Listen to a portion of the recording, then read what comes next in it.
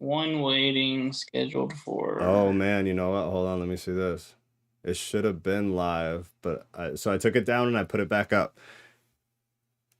All right, ladies on TikTok, let me know. I think it should be on now. I took it off, I put it back on. There are people in the chat over there, so it's got to be going to some degree. Here it comes. Is it popping up now? Yeah, it's up now. All right, TikTok ladies, you should be good. Start over. I'm just kidding. No, we probably should actually. That's fine with me. Yeah. You have to listen to my my ranting again. Hey, Joe. Oh shoot. Okay. All right, it's up. We're all good. Yeah. All right, yeah, TikTok, you guys should be good now to hop over to YouTube. All right, we're going to restart then, chapter 3. So, but I, brothers, could not address you as spiritual people, but as people of the flesh, as infants in Christ. I fed you with milk, not solid food, for you are not ready for it. And even now you are not ready yet. You are not yet ready. For you are still of the flesh. Old translation, carnal. Very rude term. He was being rude. For while there is jealousy and strife among you, are you not of the flesh and behaving only in human way? For when one says, I follow Paul, and another, I follow Apollos, why are you not being merely human? What then is Apollos? What is Paul? Servants through whom you believed, as the Lord assigned to each. I planted, Apollos watered, but God gave the growth. So neither he who plants nor he who waters is anything. And again, in chapter 1, he says something to the effect of, I am nothing. This is nothing. Is this anything? And then even in chapter, 11, and he's talking about the meat that's being sacrificed by the pagans, being brought to the meat market, Christians debating about whether they can eat it or not. He says, is this anything? Is pagan worship anything? He's saying, why are we assigning values to these things that are not God, that are not Christ, that are not spiritual? And now he's assigning that same thing to himself. So the same terminology, the same context he applied to the meat from the market that the pagans were worshiping with and then selling and then Christians debating about, he uses now for himself. It's this massive humility. Where's that? 8? He who plants and he who waters are one, and each he will receive his wages according to his labor. For we are God's fellow workers. You are God's field, God's building. According to the grace of God given to me, like a skilled master builder, I laid a foundation and someone else is building upon it. I let each one take care how he builds upon it. For no one can lay a foundation other than that which is laid, which is Jesus Christ. Main big ol' point of what he's been talking about so far is that the Church of Corinth has been dramatically shifting away from actually preaching the gospel, of actually talking about Christ, and of the people emulating Christ. Rather, they're emulating the pastors that are in Corinth. They're emulating the fancy, eloquent speakers who are in Corinth, who are starting to shift more to philosophy and less from the gospel. So that's kind of the overarching context of what he's talking about. 12. Now, if anyone builds on the foundation with gold, silver, precious stones, wood, hay, straw, each one's work will become manifest, for the day will disclose it, because it will be revealed by fire, and the fire will test what sort of work each one has done. Building your foundation on sand versus building it on rock. He's kind of given a reference there from Jesus. 14. If the work that anyone has built on the foundation survives, he will receive a reward. If anyone's work is burned up, he will suffer a loss, though he himself will be saved, but only as through fire, which is, again, savage. He's insulting these people, and we miss this a lot. Again, 15. If anyone's work is burned up, he will suffer loss. So these are the people who are building on faulty foundation. These are the people building on sand. Though he himself will be saved, but only as through fire. These people need to suffer. Paul was not to be trifled with, especially after he worked so hard to build this church up. Do you know that you are God's temple and that God's Spirit dwells in you? If anyone destroys God's temple, God will destroy him. For God's temple is holy, and you are that temple. a verse that people like to throw out about tattoos that makes absolutely no sense. But moving on. Verse 18. Let no one deceive himself. If anyone among you thinks that he is wise in this age, let him become a fool that he may become wise. Referencing chapter 1, when he talks about the fact that the fool can preach the gospel better than somebody who distinctly acknowledges themselves as knowledgeable. For the wisdom of this world is folly with God. For it is written, he catches the wise in their craftiness. And again, the Lord knows the thoughts of the wise, that they are futile. So let no one boast in men. For all things are yours, whether Paul or Apollos or Cephas or the world or life or death or the present or the future, all are yours. And you are Christ, and Christ is God's. He's rough, man. And he just gets rougher as the book goes on. What do you got for here? Let's see. You got anything I can build off of? Let's see. I think I know which commentary you're in now. So the you see, spiritual people.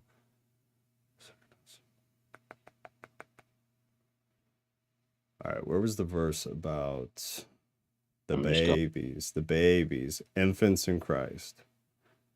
Could not address you as spiritual people, but as people of the flesh, as infants in Christ. So he's trying to distinctly separate the people who, like we talked about before, who he deems as Christians, or as, if you want to call them practicing engaged Christians, and then the people he deems as infants in Christ. And then there are some interpretations of the way that Paul uses the Greek words in the context that he's trying to say that some of them are not Christian. And a lot of people would argue with it because it's kind of hard to take. But he's truly calling these people out. He's kind of putting them to the flame. And then he goes so far as to say, you will only be saved by fire. But these infants in Christ, I think that relates massively to what we're dealing with in our culture right now, for sure. We have a very large amount of that. We have a massive number. Like he was giving them milk instead of solid food. Yeah, because they couldn't bear it. They couldn't take it. And when they did, they would distort it or straight up bastardize it. And then twist it. Yeah, because a lot of the problem in Corinth was they were attracted. A lot of the people there, they were attracted to like wisdom. Yeah. And like Paul comes in basically like, forget that. Like you said, do this. You don't need the lofty words. And, yes. Like so easy to understand. Just start with Jesus, spread the gospel, do these few things, and you're good. Quit worrying about all the this and that. Like you said, the meat markets and like that. Just throw that aside. Yeah, that was, dude. It'll be funny when we get to the whole head covering thing for women. Because it's very, very similar. It seems like every specific topic that Paul hits with the Church of Corinth it begins with this overconfidence in philosophical necessity from the leaders there. And then even the leaders, like he doesn't really ever talk trash about Apollos, but he talks trash about the way that people are idolizing Apollos. So like in our time, that would be someone like a Stephen Furtick. I feel like most people know his name, or the pastors at Hillsong. I've disconnected very much from Hillsong, so I don't know who they are anymore. But a pastor at Hillsong becoming your, I want to hear pastor's message. I don't want to hear what pastor has to teach about the gospel. And you have these people completely absorbing themselves with the demonstration rather than the content of the demonstration. And then the teachers, even Apollos, he talks about later in I think it's 2 Corinthians, that even Apollos began to kind of take it to that same level. So it was both on the level of like pastoral leadership and then on the level of congregation that everybody just completely lost focus. Lost focus. A preacher, and then these guys all like this person, they were over here. Yeah. Guys all It's exactly what we're doing right now. It's exactly what we're doing right now. It's exactly what's happened all throughout history. Kelsey says the verse that's sticking out for me is, "For the Spirit searches everything, even the depths of God." Yeah, that was, you might have not been here when we were talking about that in chapter 2. That he kind of expanded on. Where was that in chapter 3? That was 2. Was it 2? Okay, so maybe that was just delayed. He didn't say it again in chapter 3 here. The comment might have been delayed. It could have been. I don't remember hitting it here. Good morning, beautiful people. Goddesses. 2:10. 2:10. Yeah, okay. Let no one deceive himself. If anyone among you thinks that he is wise in this age, let him become a fool, that he may become wise. That's straight from Jesus. Jesus talked like that a lot. That the wise is actually the fool, and the fools will be wise. And then you've got the Beatitudes that are very much coming from that kind of point of view. Just from 2, she said, yeah. Yeah, delayed, I think. It seems way more delayed than I ever give it credit for. What else you got here? I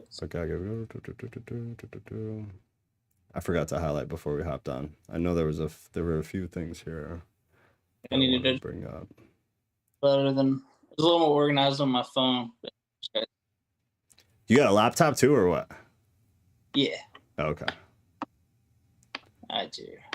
But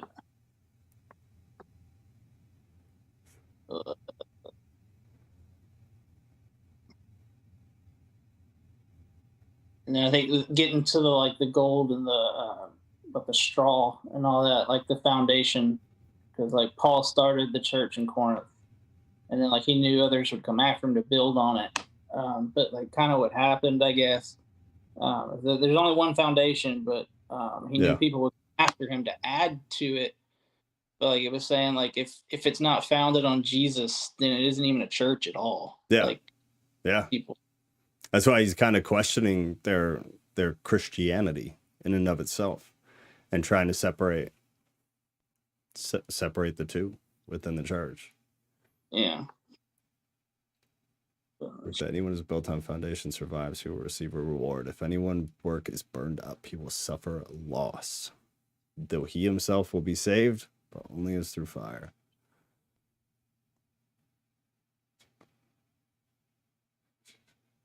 And so it says the amount of work isn't going to be evaluated. Paul says, what sort of work it is. Oh, yeah. What's the content? What's the quality? He was always real big on that. Which, I mean, is obviously wildly accurate. You've got, I mean, even then, especially, but it's becoming more popular now. You've got people who, I guess, think about like massively famous Christian influencers who can quote the Bible, who can explain, maybe not explain exegetical stuff, but they can quote the Bible massively. They can put on a good show. They can preach in a way that makes you want to listen to it. They're funny. They're engaging. And then there's no content. There's no quality. There's nothing in it. That's most empty. Yeah, it's man, it's sad, but honestly, it's been very encouraging to hear, because I'll post stuff like that on TikTok a lot, and there's a lot of people over there, and a lot of people have reached out and said, you know, my church has either always really been heavy on the Bible and explained what they're talking about and tried to give context, and then even some people are saying that their church is starting to do that more often, which is wild to me. I wouldn't have seen that coming. To me, with my pessimistic view, I feel like we're only going downhill and we're just going faster and faster and faster. But it gives me good perspective from people who are saying that's not quite accurate.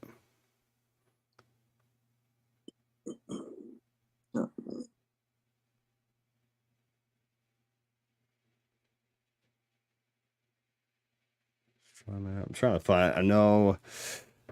Let's say there was one more thing here, man.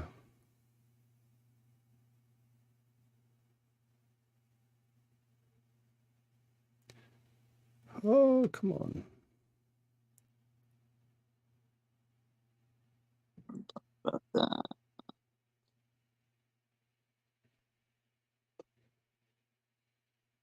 Oh, Kelsey, what does the saved only through fire mean? Karina says, could the fire be the Holy Spirit? That one's kind of complicated. There's a couple different options, and then there's some kind of outlying options. Some people, yeah, Karina will say that it's a fire of the Holy Spirit. That's why he says, what's he say? Though he himself will be saved, but only as through fire, indicating that these people will need to, that they'll require kind of a spiritual revival in and of themselves. And then there are people who take it to the judgment end as well. It's actually kind of popular, that they will be burnt up in the seat of judgment. And then people ask, well, doesn't that mean that they go to hell? And then that's when that argument gets a little bit sticky, in my opinion, once you get there. And then you kind of cross the bridge into Christian universalism, and things get a little bit wild. But yeah, I think it's most commonly, I would say, at least from what the zones that I'm in, most people believe it's kind of a revival of the Holy Spirit. But it's another thing that's not, abundantly clear. It's hard to completely say. Yeah, refinement. It's a very good term for it. Refinement, refined by the Holy Spirit. See, she's magical. Karina's lovely. Well, in this one, when he's talking about fire, he's talking about like the works. Say again, you cut out? I'm saying the fire in this part is what, 12? If anyone builds or 13, one's work will be manifest. Yeah. It will be revealed by fire. I think it's like just saying, like, it'll burn away all of the non-essential stuff. It's going to just get down to what actually matters. Yeah, you'd be left bare, vulnerable, open to be refined. Yeah, and talking about like your works, right? So it doesn't like burn the worker, but it's looking at your workmanship. I guess like what you've burns the trash. Not matter, yeah. Yeah, so. Yeah. Puts you in that vulnerable, bare state to have the change necessary. All the glitter and pretty stuff you've put around it. Yeah, yeah. All the fancy words, all the fancy works, all the fancy interpretations, for sure. I don't know, that's the way. Jeez. Some of these commentaries are crazy. I was going to say, did you want to touch on the temple thing, or do you feel like you've done that enough already? Oh, God. Where we at? 16, right? Yeah. Do you not know that you are God's temple and that God's Spirit dwells in you? If anyone destroys God's temple, God will destroy him. For God's temple is holy, and you are that temple. Now, we just read this entire chapter, and we're reading this entire text. I would tempt anyone to tell me why that would have anything to do with the tattoo. And my snotty response is always, well, I hope you don't eat fast food, or I hope you don't eat sugar. Because these things are, scientifically more damaging to the human body than some ink under the upper layer of dermis in your skin is. But even then, it's just a smart ass response, because genuinely, even that isn't correct context. This is purely spiritual. It's purely spiritual. There's really no way, and I mean, it could mean something else, but within the context, exegetically and hermeneutically, there's no way to say it's anything other than spiritually. That's all he's talking about. It's the primary focus of what he's talking about. You're God's temple. You can't let negative, demonic, poor spirituality overtake you. It will destroy the temple. And it's right after he's talking about, if anyone work is burned up, he will suffer a loss. Through himself will be saved, but only as through fire. He's talking about the destruction of these negative qualities of yourself. But it's one of these things, you can apply it to a bunch of stuff, man. And I don't ever pretend like I know exactly what the heck Paul was talking about. But it's easy to say that putting it to tattoos is a stretch. Yeah. It can be so many things. I mean, stuff you watch, I'm sure half the stuff folks watch on, Sunday they go to church, come home, and then that night watch their HBO That's the other one. That's the other one I always give. Yeah. Are you only watching godly stuff? Are you never watching entertainment? Do you never read anything? I hope your TikTok is Christian stuff only.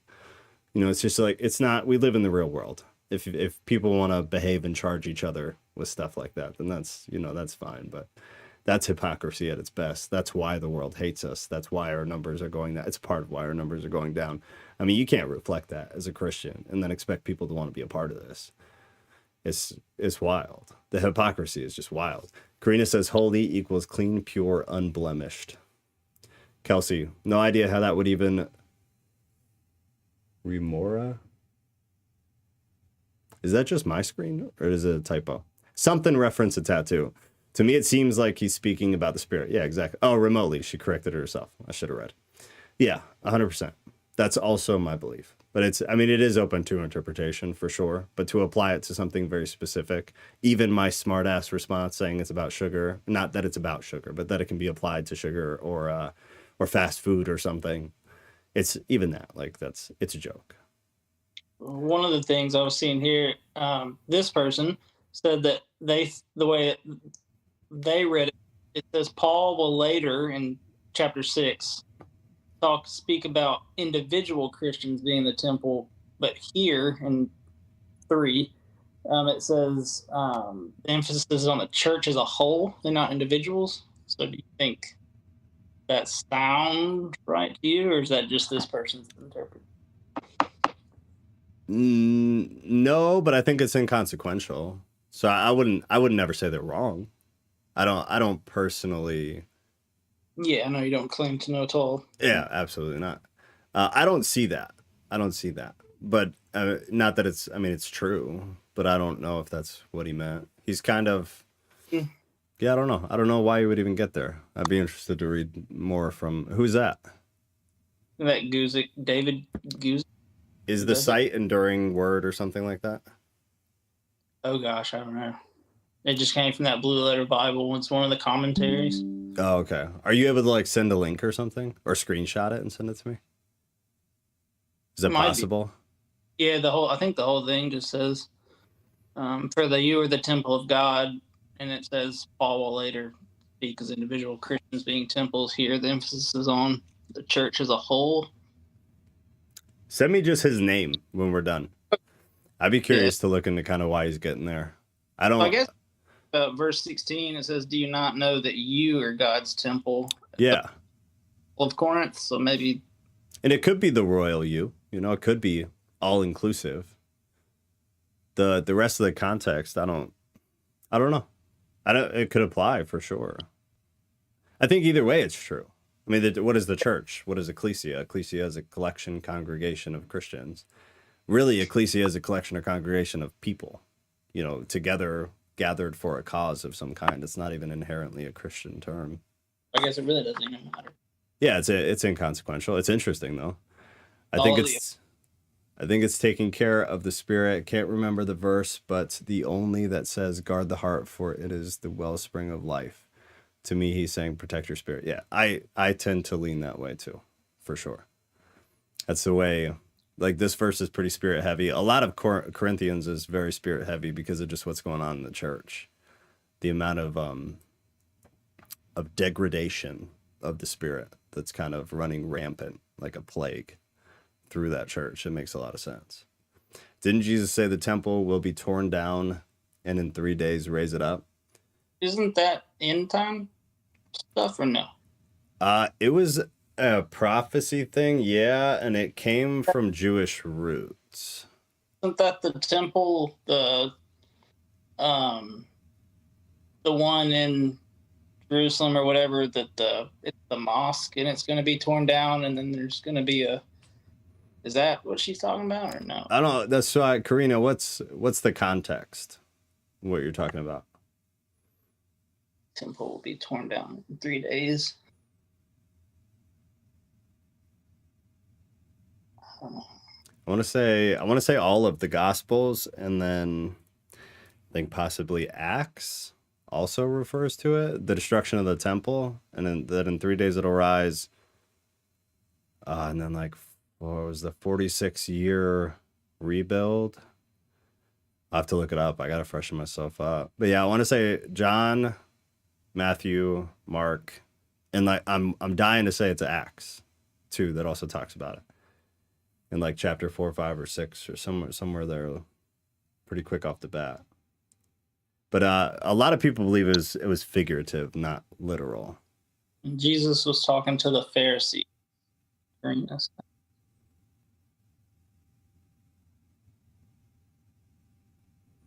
Let's see, therefore, protect the Spirit of God. When Jesus was talking to the Pharisees, what book? Because I'm pretty sure all the Gospels cover it, and then I'm pretty sure Acts also covers it. I want to say chapter 4 or chapter 6, something like that. Let me try to pull it up real quick too.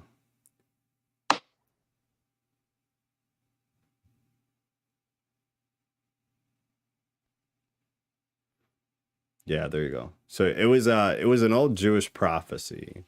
What signs do you show to us since you do these things? Jesus answered and said to them, destroy this temple, and in 3 days I will raise it up. Then the Jews said, it has taken 46 years, bam, to build this temple, and you will raise it up in 3 days. And yeah, John 2, 19 and 20, Matthew 24, 2, Mark 13, 1 and 2, and Acts chapter 6, verse 14. Jesus, what's that? Would that be a reference to Jesus? I mean, 3 days, they're going to build a literal temple in 3 days. Yeah, no, that's why it's figurative. But at least where I'm at here, you got Jesus clearly was talking figuratively. By these words, he for the first time spoke of what will happen to him. Boom, there you go. At the end of his ministry. So we're talking crucifixion. Thus he referred to the body temple. I assume that's why she brought it up. Out of 1 Corinthians 3:16, 17, 6:19, and 20. And specifically to his own resurrection, John 2:19 and 21. But the Jews didn't want to accept his word and instead applied it to the literal temple structure. Find that in John 7:20, 33, 5, 18, and 8, I believe. And then they put some verses that don't make sense. They rejected his divine mission and the fact that he was the Son of God that came to earth to save mankind. And at his trial, they misconstrued this same passage and used it out of context to mean that Jesus wanted to literally destroy the temple. So that's right. It was a part of the charge. Gosh, I'm rusty on Bible locations. That's all right. Me too. I'm terrible. I'm telling you, man. When I stopped doing this, I've downhill. My own personal reading and stuff. Getting back to it has been so discouraging. It's awful. It's like going to the gym consistently and then you stop for 2 months and it's the worst thing ever to go back. Well, like here with you, I feel like, I don't know, you use the good words, Joe. You make it sound so much better. Over here, like, it sucks so much in my life, man. I hope. I feel awful. I feel terrible. I feel like I can never think of the words, never think of the books I'm trying to think of. It's horrible. But now it's like, it's my entire life again. It's what I'm doing all day again.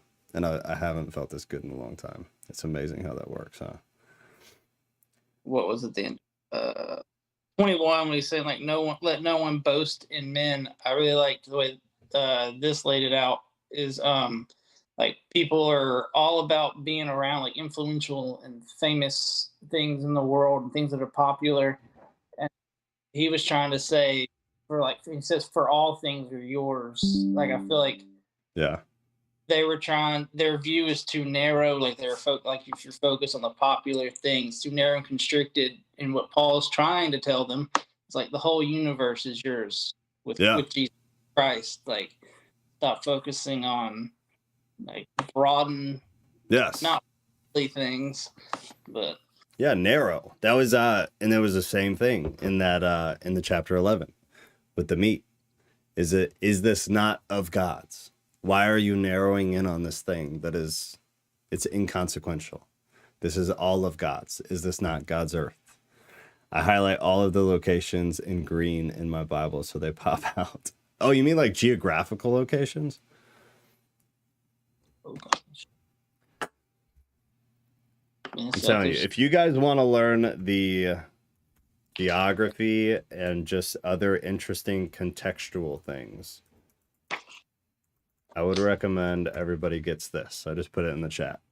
Halley's Bible Handbook. It is phenomenal. It's absolutely lovely. I believe, I want to say, let me see, the deluxe edition, if you're feeling fancy, Zondervan put it out, but the deluxe edition has, it has all the geography, it has surrounding geography, it has context. Is that what you have? No, I was saying just like the back of this study Bible has so many maps and trails where the people went. It's amazing. It's amazing. Stuff that I haven't gone through and studied that I need to, but yeah you got to. Man, one thing I did when I was in seminary is because I hate looking at something that's big when it's like small in a book. So I would take, and this was back in a different time, but I would take the handbook or, you know, the maps, whatever, and I'd take them to Kinko's. Take them to Kinko's. And then I'd have these big ones printed out. And then I'd laminate them, and then I'd put them on the wall. And then I'd mark things with like a highlighter because you can just erase it. And I memorized everything that way. I'd have like the old, you know, what the current geography is called, and then what it was during the Bible. So you can like envision. And once you know, like when they say a city name or a town name, and you can visualize where that is in the world, it's like this weird personal connection you feel. Like it's not this mystical place anymore. You're like, oh, that was part of Russia. That was part of Egypt. Like you can visualize where it is. It's, I don't know. It made me feel like more personally connected to the Bible, and less lost. What is Russia? What's the name? What's its name? See, I couldn't tell you. I'm being honest, I couldn't tell you. That's the geography went before anything else, for sure. That was something I had to keep up on. I'm actually, I think I'm gonna go back to school again. Really? Yeah, man. Aren't you? What's that? You were close to graduating, weren't you? Real close. I was real close. And then life happened, and then I had to leave. Yeah, so I'm going to finish my master's, and then I honestly think I'm probably going to go for the PhD. Ooh, I loved school, man. I loved it. And I'm lucky enough to, you know, have the means to be able to pull it off with a college account. So I think I'm going to do it. One of those is Russia, right? Or part of it. What is? Gog and Magog. It sounds right. I don't want to say for sure, though, man. Totally off topic here. But I've lost it. Everything's on topic. Yes, I do geographical locations in green. Anytime a prophet speaks in blue, things that stick out to me in orange. And anytime God or Jesus speaks in the yellow. That's smart.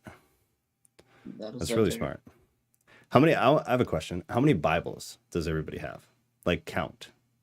How many physical paper Bibles are in your house? I have to have like close to 30. I swear to God. I have like a King James from when I was in high school that still has all my marks in high school. I love that. And I use an electronic one now and I hate myself for it. But all these Bibles, when you go get one from 10 years ago or 3 years ago or 2 years ago even, and you look at what you marked, Kelsey's got you covered. Yeah, she agrees. Magog is Russia.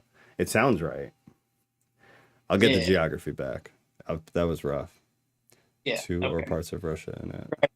Yeah, I got random. Like it's just that's random knowledge. Yeah, of course. Needs to fill in the gaps. Karina's got two. Karina, which Bibles do you have? Are they the same translation or are they different? I have some wild Bibles with some crazy stuff in it. Kelsey, just get you a red letter Bible and then leave out the orange. That's what I was thinking too. Yeah, the red letters, good stuff. Part of it already highlighted for you. They got you covered. Maybe she wants it orange though. You don't know, man.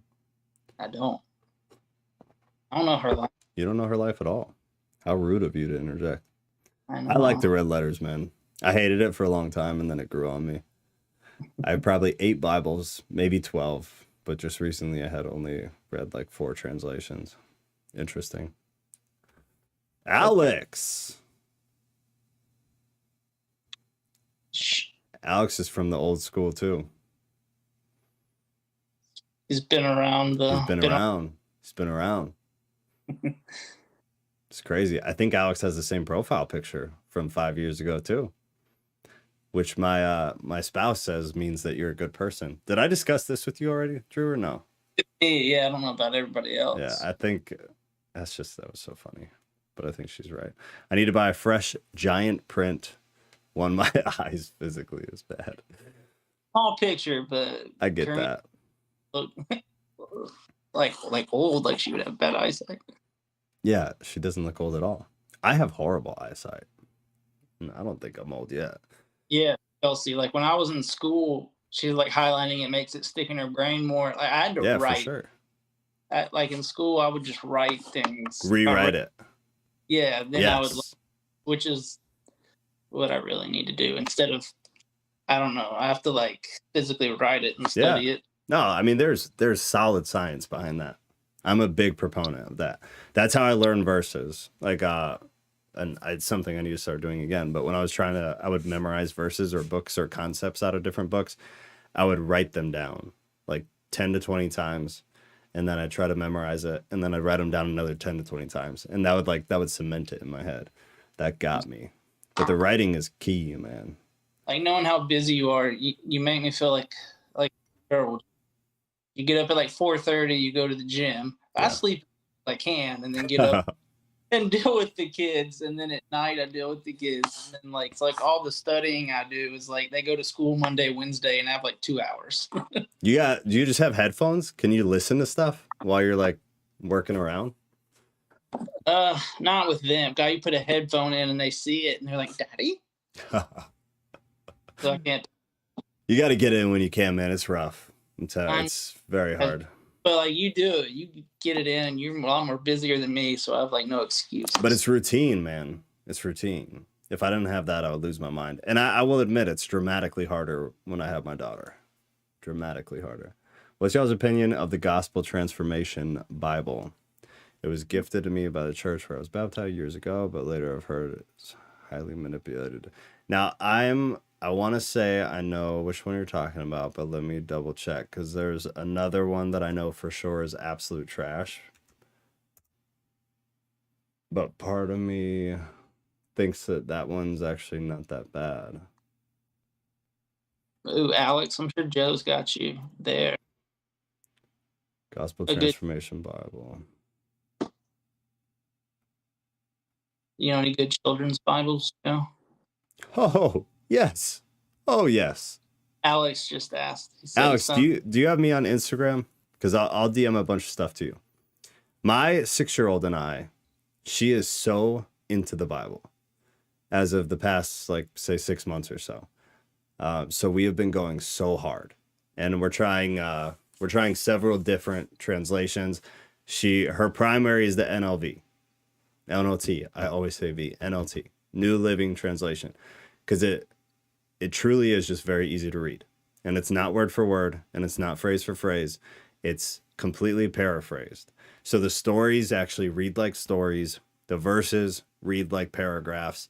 It's very easy to follow. But depending on how old your kids are, and again, I'll DM you. Just DM me on Instagram, and then I'll see it and I'll reply to it. But the other one is the comic book Bibles. Do you guys know about these? Mm-mm. You got to look them up on Amazon. They're amazing. They're very, very lacking information. But as far as like teaching young kids the stories of the Bible, like my kid could completely tell you the entire story of Joseph and the Multicolored Dreamcoat. She can now tell you the entire story of Noah and the flood, the entire story of Eden in Genesis, because of the New Living Translation, because it's easy and it reads like a story, so she can listen. But the comic book Bibles, you can get, it's like on Kindle, but you can get it on Amazon. It's literally a comic book, but it's all the Bible stories. And so they obviously don't care about getting things, all the information to you, but the depictions of everything, like my daughter was like, I can actually visualize how different that was back then and like what things looked like. And it's crazy. And then they make that optical connection. And then when we read just a regular Bible with words and she's listening, she's like, I can picture what you're reading now better. And it's been massive for her. It's been a really, really big deal. I need to do that. We have one. I'd have to go get it. I don't remember which one it is, but it's like the Bible in a year. Like one. It's like a story. Yes. Is that the chronological? I don't know. I'd have to go get it. It's in his room, but we've started reading it. But it's so funny because my wife will be reading it to him at night or something, and like it'll be so like a short thing, and I'll be like, and this happened, and that happened, and she's like, Shut up, Drew. We're not there. the whole thing. Good though, it's like you said, if you just get them in, even if it's just level, it'd be like the way I'm thinking about it in my head is like people who are big fans of anything, let's say Harry Potter. Yeah. Like if it came out with a new something on it, people are like, oh, I want to know more about it. So like if you just get them early, and you tell there's a whole lot more. Yeah, if you can know more, if they can get the general concept and a picture in their head, then as they get older and grow, they'll make those connections so much easier. It's been amazing. It's been the silly comic book thing has been life-changing for her. She's thrilled about it because she's like, I can picture it. I can see it.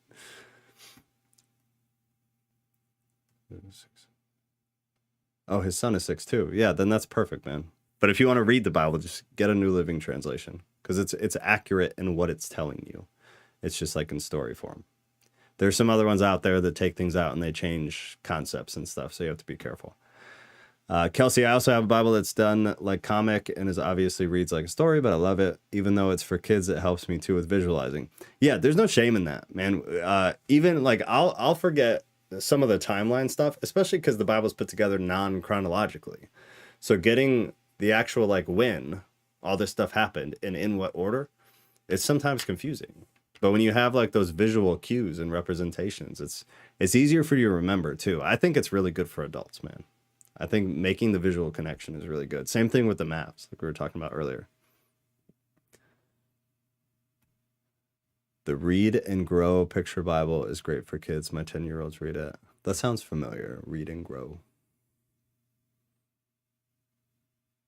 All right. The Gospel Transformation Bible. You found something. I have a computer. I guess I could be looking it up, but yeah, it would do all the work. It's translated ESV. Produced out of the conviction that the Bible is a unified message of God's grace culminating in Jesus, it is a significant new tool to help readers see Christ in all of the scriptures and grace for all of life. Yeah, just be careful. It's a commentary. That's it. Notes written by a team of over 50 outstanding pastors and scholars. So when you read that, just understand, I could be on that team. Yeah, I was about to say, according to who? I could be on that team. So you guys may trust me, but who's to say I'm trustworthy? And I would tread carefully. That Bible is not a Bible, it's a commentary. So it's not bad. I have dozens and dozens of commentaries, but just understand it's somebody's opinion. So I would be super, super mindful. And with stuff like that, I would never read it unless you have a Bible next to it. Just a word for word, regular ESV. I'd actually be really interested to put those side by side and kind of see what routes they took and why they decided to take those routes. But I'm sure it's good. You can't knock it. Gotta give it a shot. I would take a look at it, though. It's probably interesting.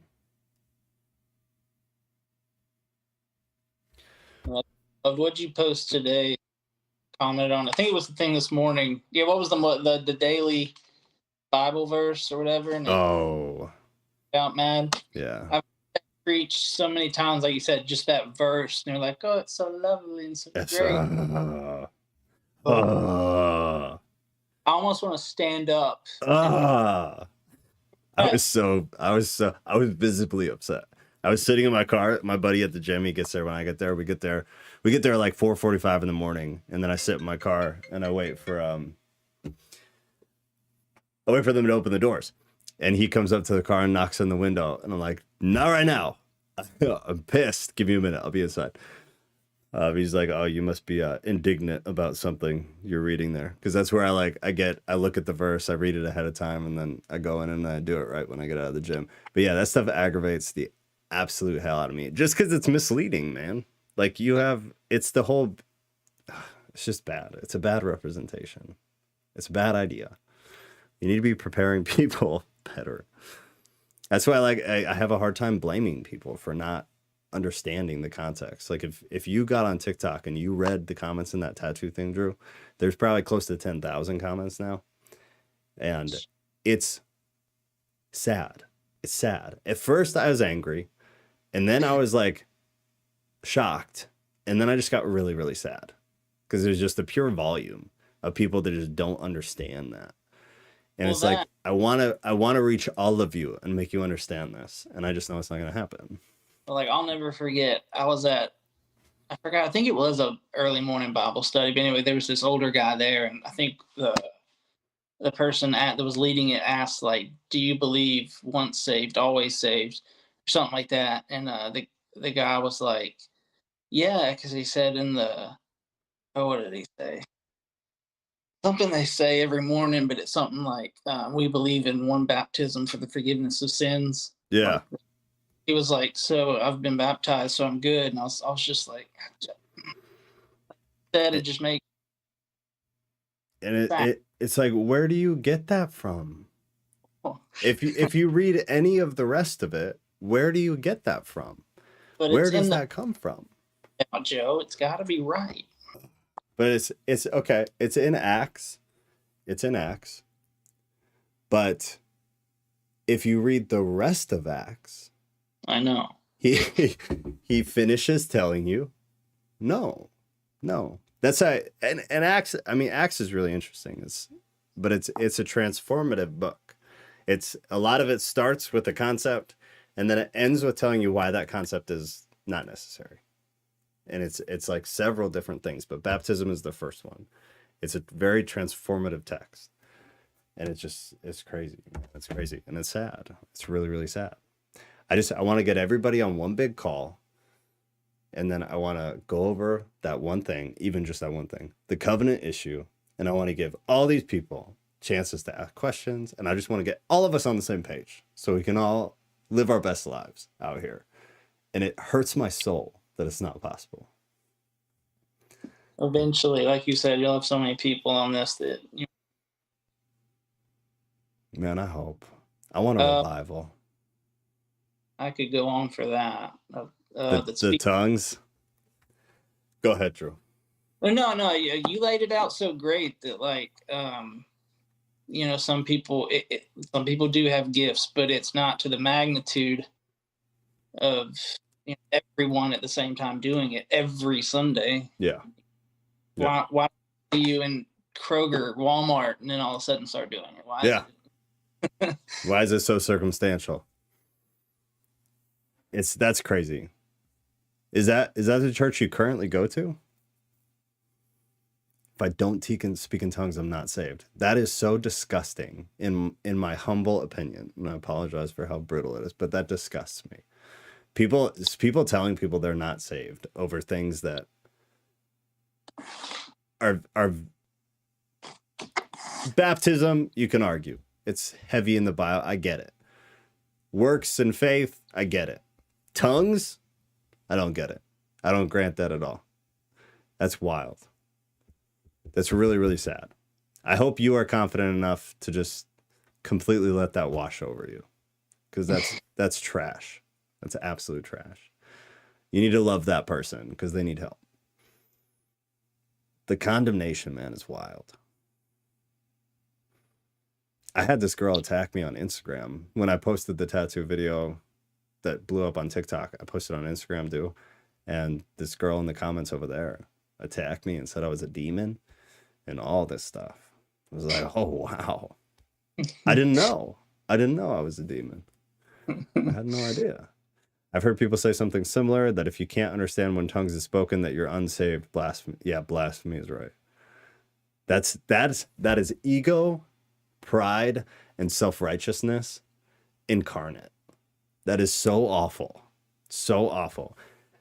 And I have a very biased view of it, and I experienced it in the church that I came up in Celebration Church, which is a big mega church. And I was in their main campus in Jacksonville.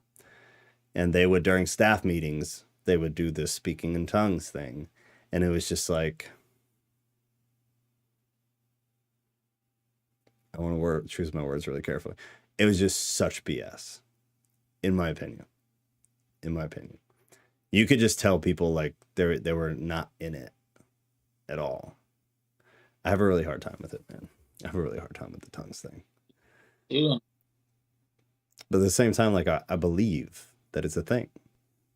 Same. I believe to a degree it's a thing, but it's like, does that happen in? I don't know, man. I struggle with it. TikTok's been big on speaking in tongues and laying hands on people who are like acting demonic. You know, acting being my opinion, but acting demonic, like in front of a stage at a revival. And then the pastor on the stage puts his hand on his shoulders, and then the demon guy will scream and scowl and stuff and growl at him. And I have such a hard time. I think they have to be more crafty than that, because like the pigs and is it Matthew? I mean, when they're super obvious like that, I mean, God can kill them or chain them at any time. So like when they're super obvious, like I feel like demons are out there and stuff, but they're not going to be that. So I'm a demon. I'm going to choose to possess someone who is a strong Christian, you know, assuming, because they're going to a revival, and then is surrounded by other strong Christians at an event where the entire purpose of the event is to cast out demons, and where everybody's going to be praying and everybody's going to be positive and everybody's full of the Spirit of God. That's where I'm going to go to be a demon, to do my demon thing. I have a hard time with that. But at the same time, I feel like it does happen, and so I struggle.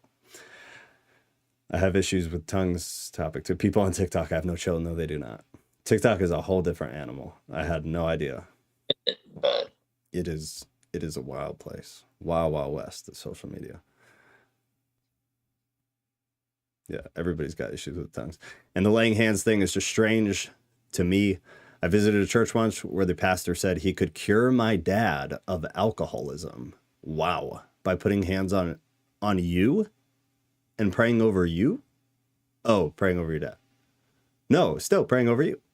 So wait, the pastor's going to cure your dad's alcoholism by laying hands on not your dad. That's a new one for me.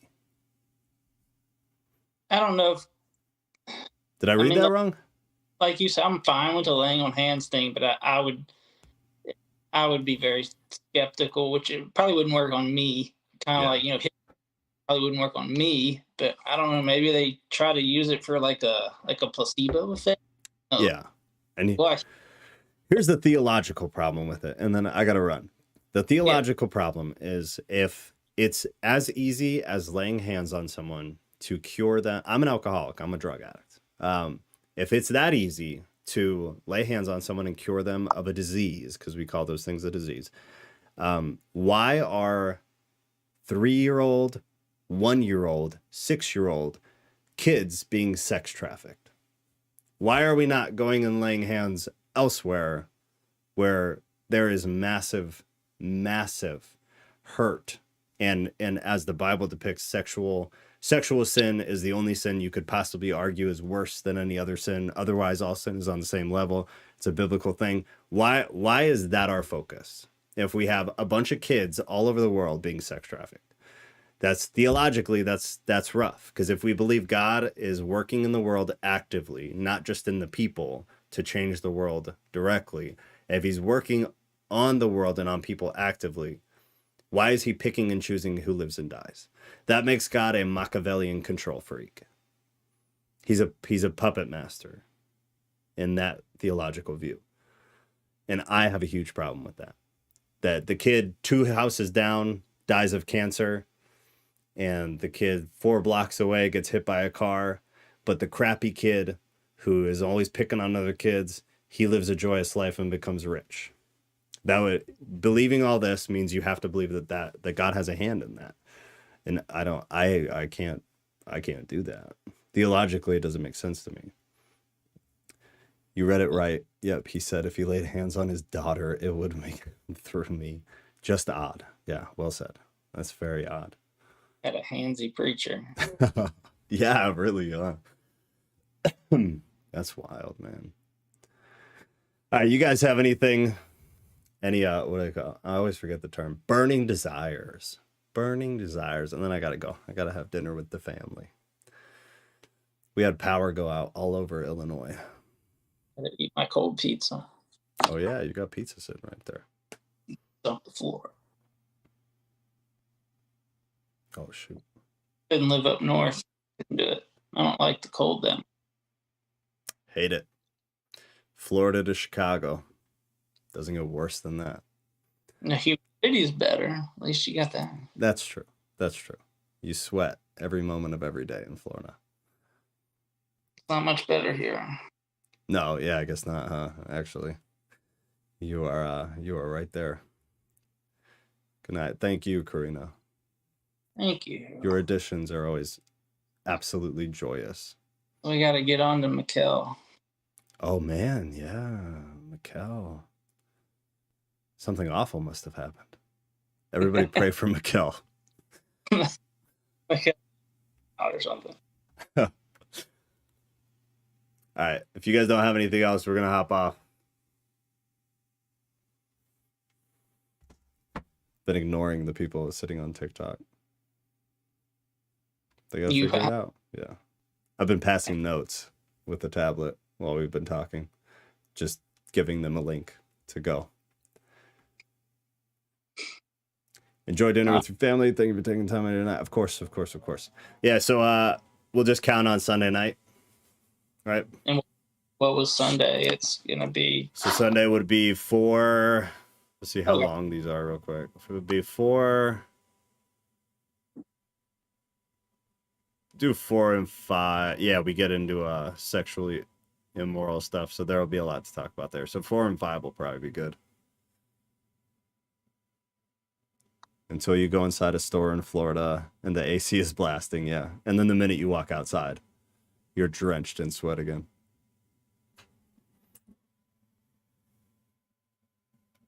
All right, yeah, 4 and 5 for Sunday, and then we'll be getting close to. He starts to get into the meat of things now, so it gets interesting. All right. We'll have a lovely evening, Drew. Yep. Thanks for hopping on. You're always a joy. Thanks. Read up, take notes. You did lovely. So you're not the guy anymore. You were already 100% prepared this time. That's sort of. You were pretty prepared, man. You killed it. And then hopefully we'll have Kelsey on, and then potentially one other person. He's gonna get back to me and let me know. Good, yeah, Kelsey, you got to help me out here. Yeah, Kelsey, save him. I look bad with Joe over here. All right, guys, I gotta run. Everybody have a good night. I will. Yeah. I'm sure I'll talk to you guys on Instagram. See ya. All right, later.